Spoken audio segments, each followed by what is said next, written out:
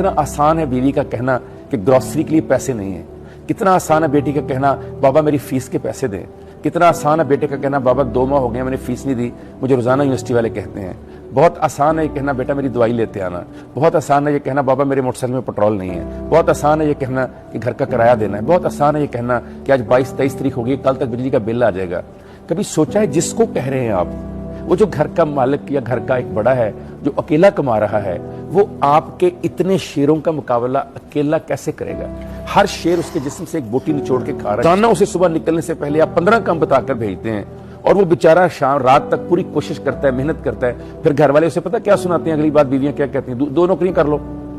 एक नौकरी में उसका जो इस्तेसाल हो रहा है, जिस भीड़ चढ़ा हुआ है वसूली, और जो जब घर से इस तरह का प्रेशर आता है यदि सारे कमाते हैं, वो तो आपकी तरह के बहाने नहीं करते, आप आगे बहाने करते हैं। आप जाके काम करें, आप सुबह जाए रात को आ जाया करें, कोई मसला नहीं। यहाँ तक कि अपने हस्बैंड्स को, यहाँ बीवियां ऐसी हैं जो मुल्क से बाहर भेज देती हैं, 8-8 10-10 साल पाकिस्तानी आने देते हैं, सिर्फ इस वजह से ये पैसे की मशीन है, बना के भेजेगा, मैं और मेरे बच्चे ऐश करेंगे। कभी सोचा है कि उसको किसी ने बाहर नाश्ते का, दोपहर के खाने का, रात के खाने का, जब वो थक कर आता है, जब इसकी टांगे दबाने वाला कोई है उस मुल्क में जहां आपने उसको भेजा मजदूरी के लिए? वो पता नहीं बेचारा वहां पर कहीं नालियां साफ करता है, कहीं वो टॉयलेट साफ करता है, कहीं वो अरबियों की गाड़ियां धोता फिरता है, कहीं वो उनके जानवर ऊँटों को पाल रहा है। वो कर क्या रहा है आपके लिए?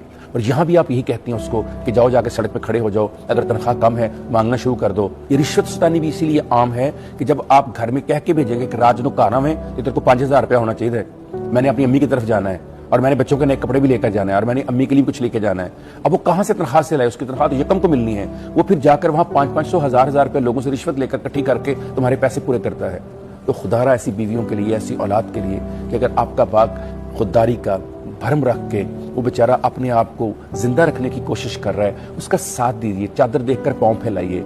एक मुतवस्सित तबके के घर को भी सोचना चाहिए कि अगर हमारा बाप या हमारी माँ जो कमाती है, अगर वो इतना नहीं है तो हमें अपने अखराजात में कमी कर लेनी चाहिए। हम जो बाहर खाते हैं हम घर से रुका सुखा खाकर जाए।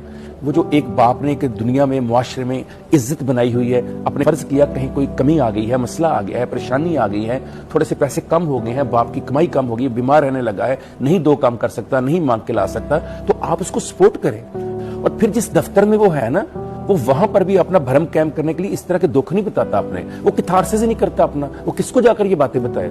यकीन कीजिए उनके चेहरों से, उनकी खाली आंखों से पता चलता है कि कहीं ख्वाब मर रहे हैं इसके अंदर, कहीं उम्मीदें दामन छोड़ रही हैं, कहीं आरजुएं जो हैं वो मौत के करीब हैं, कहीं उमंगें जो हैं वो आखिरी सांसें ले रही हैं। और जब किसी की उम्मीद मर जाए ना, और उमंग मर जाए और आरजू मर जाए, फिर बहुत कम जिंदा रहता है, या तो बहुत जल्द मर जाता है या फिर एक लाश की तरह घूमता रहता है।